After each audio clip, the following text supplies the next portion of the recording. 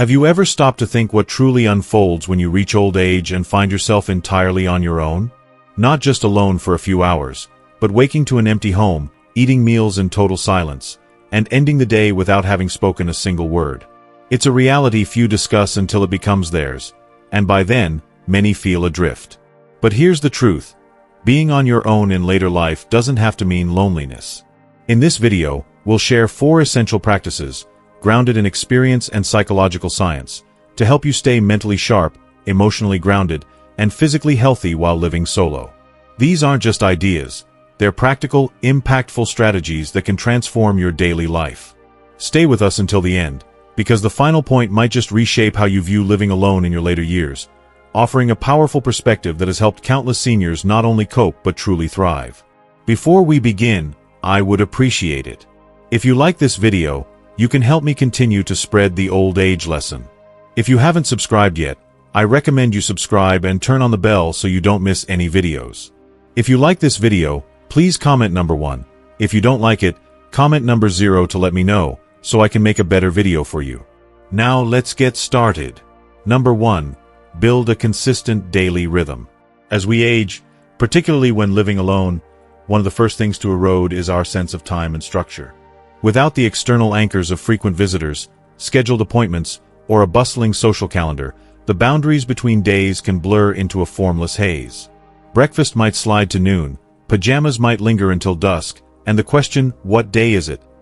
can become a genuine puzzle. At first, this lack of structure might feel liberating, even inconsequential.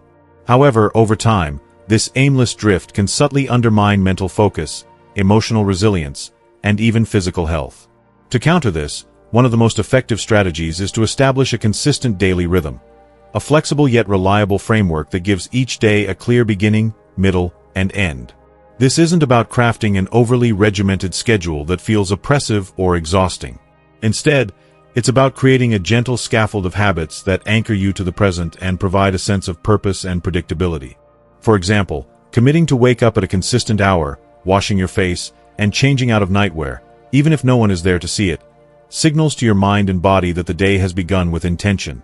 Preparing a proper breakfast, perhaps with a cup of tea or coffee at a set time, followed by a few minutes of light activity like stretching or a short walk, can further define the morning. Setting a regular dinner time and winding down with a calming evening ritual, like reading or listening to music, helps bookend the day with purpose. This rhythm serves as more than a way to fill time. It acts as a psychological and physiological anchor, offering stability in a life stage where external demands may dwindle. Humans are inherently rhythmic creatures, wired to thrive on cycles of rest and activity, light and dark.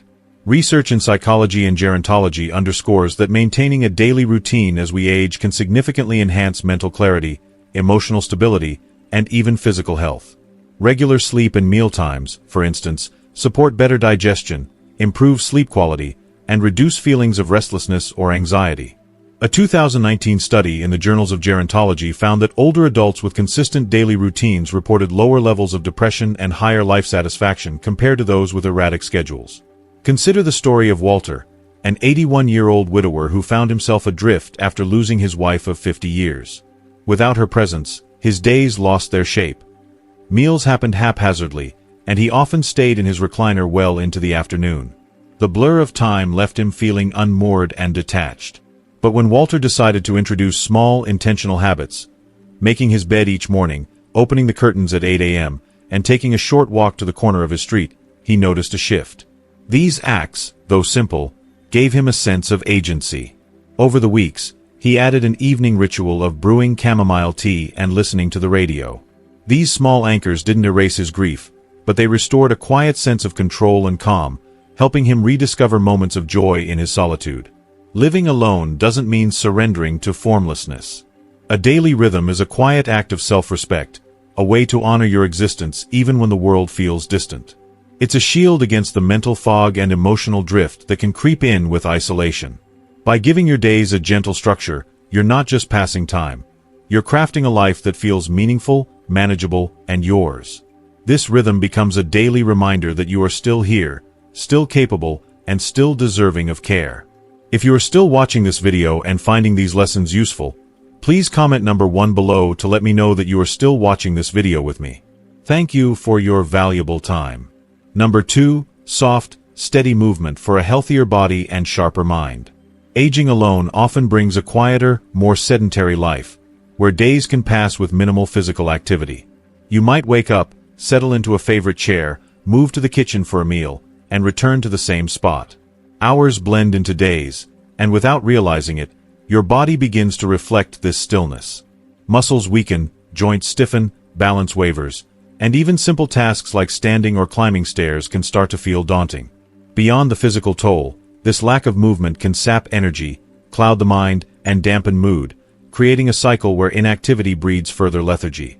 Yet, staying active doesn't require a gym membership, a rigorous exercise regimen, or specialized equipment. The key is consistency and a commitment to gentle, intentional movement that fits your life and capabilities. Small, regular actions, walking to the end of your driveway, stretching while your morning coffee brews, or doing a few chair-based exercises like seated leg lifts, can make a profound difference. These movements don't just keep your muscles and bones resilient. They bolster your mood, sharpen your memory, and preserve your mental clarity. Research consistently shows that light physical activity in older adults can reduce symptoms of depression, improve sleep quality, and even slow cognitive decline.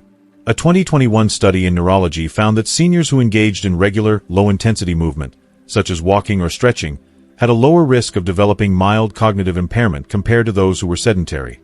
Take the example of Ella Lehner, a 78-year-old widow living on a quiet cul-de-sac. After her husband's passing, Ella's world shrank to the walls of her home. She rarely ventured outside, and her knees began to ache from disuse. Fatigue set in, even after long periods of rest. One day, spurred by a desire to feel less stuck, she decided to walk to her mailbox, a modest 20 steps from her door. The next day, she did it again. Within a month, she was walking the length of her block, noticing the flowers in her neighbor's yard and the rhythm of her breath. The change wasn't dramatic, but it was transformative. Ella felt more alert, her mood lifted, and she began to take pride in her small daily victories. Her walks became a ritual, a way to reconnect with her body and the world outside. Movement isn't about chasing athletic prowess or meeting societal expectations. It's about preserving your independence and extending the quality of your life. Every step you take, every gentle stretch, is an investment in your ability to cook your meals, tend your garden, or climb the stairs without assistance. Beyond the physical benefits, movement fosters connection to your body, your environment, and the world around you. A short walk might bring a wave from a neighbor, the warmth of sunlight, or the sound of birds. These moments, however fleeting, remind you that you're still part of a larger tapestry, even in solitude. Incorporating movement into your daily rhythm doesn't require grand gestures. Start small, a 5-minute walk, a few stretches while watching TV, or standing and sitting repeatedly from a chair. Over time, these actions build resilience, not just in your body but in your spirit. They're a declaration that your presence matters, that your body, however many years it has carried you, deserves care and kindness. By moving gently and steadily, you're not just maintaining your health. You're reclaiming your freedom and affirming your place in the world. Number 3. Meaningful connection in small, steady ways. One of the quieter challenges of aging alone is the gradual shrinking of your social world. Without the daily interactions of a workplace, family gatherings, or frequent visitors, days can pass with little to no contact with others. The phone might ring less often, invitations may dwindle, and the effort to reach out can feel daunting, especially when mobility or energy levels aren't what they used to be. At first, this solitude might feel peaceful, even liberating. But over time, the absence of regular human connection can foster feelings of isolation, lower your mood, and even dim your sense of purpose. Loneliness, research shows, isn't just an emotional state. It can impact physical health, increasing risks of depression, cognitive decline, and even heart disease. The good news is that staying connected doesn't require a bustling social calendar, hosting large gatherings, or making grand gestures. Instead, it's about cultivating small, meaningful interactions that fit comfortably into your life, offering a sense of belonging without overwhelming your energy or resources. These connections, whether a brief chat with a neighbor, a phone call with an old friend, or a smile exchanged with a shop clerk, act like threads, weaving you back into the fabric of the world. They remind you that, even in your quieter years, you're still part of a larger community, with stories, wisdom, and presence that matter. Start with what feels natural and accessible. If you enjoy a morning walk, try waving to a neighbor or pausing to admire their garden, which might spark a brief conversation. If you're more comfortable staying home, consider a weekly phone call with a family member, friend, or even a former colleague. These don't need to be long or profound. Just a few minutes to share a memory, ask about their day, or laugh about something small. Technology can be a gentle bridge here.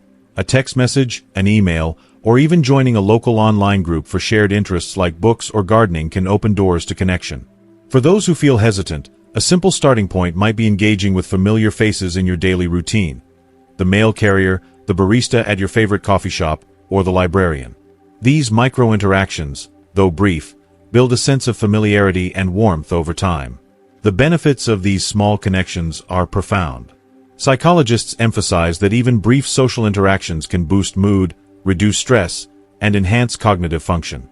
A 2020 study in the Journals of Gerontology found that older adults who engaged in regular, low-effort social activities, such as chatting with neighbors or participating in community events, reported lower levels of loneliness and better mental health.